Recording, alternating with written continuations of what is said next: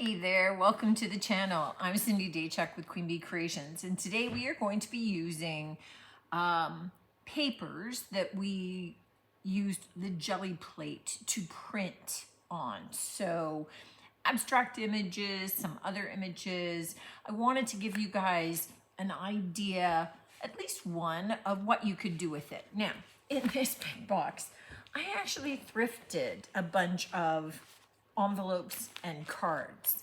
And it's a kind of thing that when I go to the thrift store, I check the little craft aisles looking for stamps. That's where I've gotten any of the Stampin' Up! Stamps and I don't know, Stamperia, any of those things. I don't pay full price for any of that stuff. So I thrift that kind of thing. I thrift these kinds of things. And so we're gonna use some of these. I'm gonna pull some sets of them out so that I know what size and shape I'm working to, so that for any of my papers to cut them down, that I know roughly the size I need to cut them down for. So I'm gonna get some of those pulled out, and then we'll start going through. I love this. I'll go through some of the images. And here's the thing, guys, I am not an avid card maker, and I know that there are some people that this is their thing. They have all the fancy bells and whistles and all kinds of the different ephemera, and they've got the cutters that cut out all the special little lettering and shapes, and I don't do that. I don't do that. You get a basic card from me, you get something fairly simple. So we'll do a little bit of zhuzhing along the way, but it's not major. And really, it's because often I'm doing watercolor pictures as the front of the cards. We're doing this, I'm including artwork, and I'm not just cutting down cardstocks and store-bought papers. So I think that gives me license to maybe do less. I'm sticking with that. Anyway, we're gonna play with this, and it's a fun aspect of doing some of these papers is putting them together into something that's going to be usable. Bear in mind that you can do this as background for any kind of art. You know, like you put this into a little bit of frame, and that's gonna look cool on its own. You put this into a little bit of a frame with, you know, like an IOD molded cameo in the center or something like that. Already you've elevated it. So use this as the kick start, the jumping off point for something else that you may choose to do. But we're going to take a look at doing a couple of different things, and I'll pull you in overhead so you can follow along. I'm just going to pull some cards and cut some of my papers down to size. I mean, we already know this card opens wrong, so I have to cut it down. I'll get some of that going. I used this big cutter to cut my pages down, only because I just thrifted it this week. It was a good find. So cut everything down, getting all of the white edging off, or, you know, areas that don't make sense. And then now what I want to do is just kind of do the base of my cards. So meaning I just want to get whatever this design is down onto a card. So let's say maybe on this brown craft paper, let's get that glued down, and I kind of weight them down. And then once that's done, then I can do all the embellishing all at once. It's kind of a production process, I guess, but it works for me from the standpoint that then I'm not getting a million and one things out all at the same time. So to glue them, really you can use like a double-sided tape glue if you want. You could use craft glue sticks from the dollar store. You can use, you know, this is like a Calvin glue.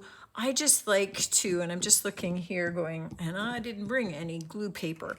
I just like to put down some some sheets of paper that I can glue on, and then when they get glue on them, stick them together so that I can go back and forth. But that's what I'm going to do, is just kind of take some of these pictures that I have and kind of match them up to cards. Sometimes I will take them and put different colored backings on them and things, but I'm not going to this time, so that we make it be all about the artwork as opposed to anything else. We don't want fancy scrapbooking paper with this. This is our fancy scrapbooking paper. So I'm just going to grab some paper and start gluing some of these down on cards, and then we'll come back. Okay, now I have a bunch of cards prepared, and I can now start to decide what I want to do with them. Some things that I have that I keep in a big envelope are just little design elements. Sometimes I get like scrapbooking pages and they've got little designs like this, and I fussy cut them. And fussy cut just means that you're being very fussy about cutting around the edges. So you can see that this was an image that was actually on the cover of something. So I cut around it so that I could use it later. And sometimes it's just little pieces of trim that I might want to glue on to something. This little book is just all stickers, kind of like little floral stickers that we can use. I do have this that I purchased, which are all little off the internet. They're all just 1,000,001 little already pre-fussy cut images. This is just a little book of sayings, and you can pick something to be able to stamp on, I mean to stick on. And then of course I have tons of my different IOD stamps, and any stamp would work, obviously, but you could, and where did I do one to show you? Like this, you could just stamp an image over top of your background, and then that card is done. So if we take this one, and it's just all different embellishments, however crazy you want to go with this. I mean, you could, from the dollar store, pick up little bling things to glue on there. These are just little rhinestone stickers. You can get into, I don't even know what's in here. I thrifted these. Okay, you know me in thrift stores. So here's all kinds of different little rhinestones. These are little mini safety pins, rhinestones there. These are little breads that they split open. You could, it's endless. And because I don't do a lot of this, I don't go crazy about it. I just do little bits of it. So, you know, and you can use like lace trim, or this is cheesecloth, just ripped up cheesecloth, right? And we could maybe look at doing a piece of the cheesecloth down underneath her, just to add kind of a frayed element if we were putting her on there. And, you know, we've got our little floral, and she kind of fits. So it's just a matter of kind of going through your stash and adding different random elements. And I just sit with maybe a movie or TV show on, and I cut things like this and I put them into bags. And, you know, some are little card images, but, you know, things that I'm never going to use on their own, or, you know, I use part of the paper rather than getting rid of it. Then I do something like this instead. So now you just start gluing.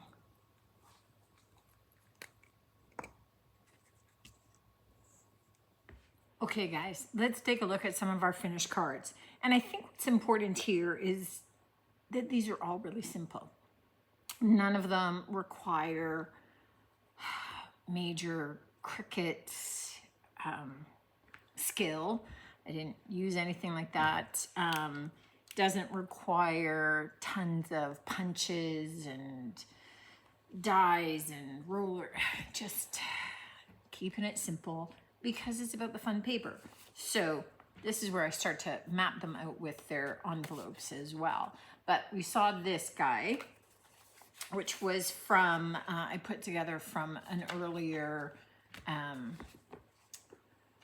pulls, right?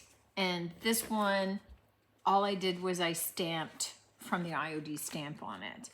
This one, I did a little embellishment with a gold chrome marker in the corners because it had some gold circles on it. And again, I don't put anything on the inside yet because I don't know what kind of card this is going to be, and I don't want to limit myself or it in any way. This card, because I pulled it on, I had these fusing patches that I had made in a video, oh my goodness, probably 2 years ago. I did a bunch of them and I fused them onto my blue jeans, and I had all kinds of butterflies and dragonflies. And so this is actually fabric and raised. And then I just pulled one of those little sticker sayings. This just says, "And so the adventure begins." This guy, I just cut our paper down to size and I stuck that little fussy cut tree of life onto it. And it just kind of works. It goes, it's simple, that's it.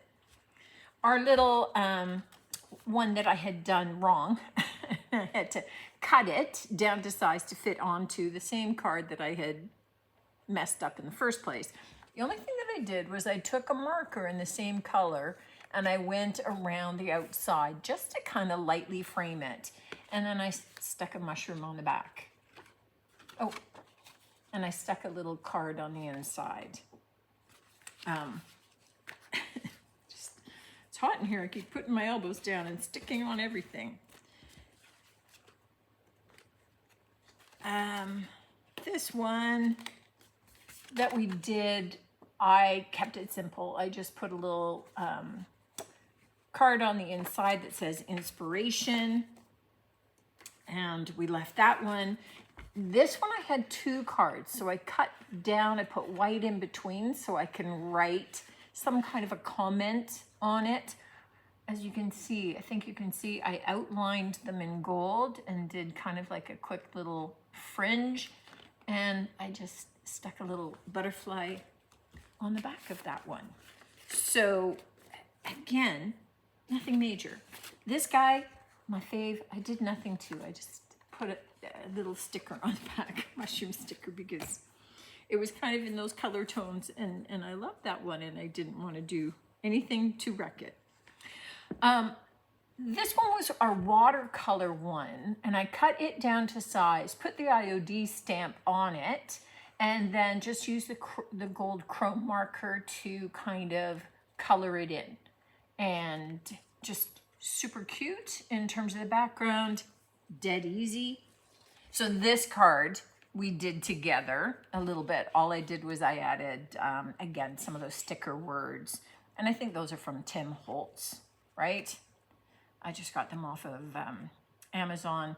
And just, we already had the little outline of the floral. We just added the figure that I had fussy cut. And again, just for a little bit of texture off the side, just some cheesecloth. I'm going, I thought of the word before. Why can't I think of it again? This one just seemed sort of swoopy. I just took some of the gold patterning out further around the edging. And that was it. That was it on that one. This guy seemed a little Christmassy. I outlined it in gold, stuck a little Christmassy sticker on the back. And this one, all I did was put a stamp on it. Outlined it lightly in that marker just to create a little bit of a framing on the edging of that. And then I took some of the pieces of the paper that I had cut off, and I took cardstock, cut a fancy little edge a little bit lower, and made little gift tags. So the background is just with a sticker and outlined in gold. This one, we just put a sticker on the front, and that was one of our little watercolors. And then similarly with this one, so that we just have like some little, you know, quick thank you card or gift tag, something like that. So I've now got a big pile of them. I still have tons of my papers, but I kind of died out in making them. Mostly my day is ending, and I got to clean up before I leave. So super, super easy way of being able to make a lot of really unique, easy little cards that you can use for gifting for anything, that are much more personal than anything that you can buy in the store. And none of these requires you to have a lot of fancy card making equipment. A little dollar store glue and some scissors, and you're pretty much good to go.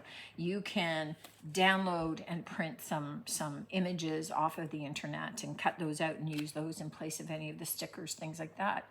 Cut images out of magazines and books that you're going to throw out. It's what I do.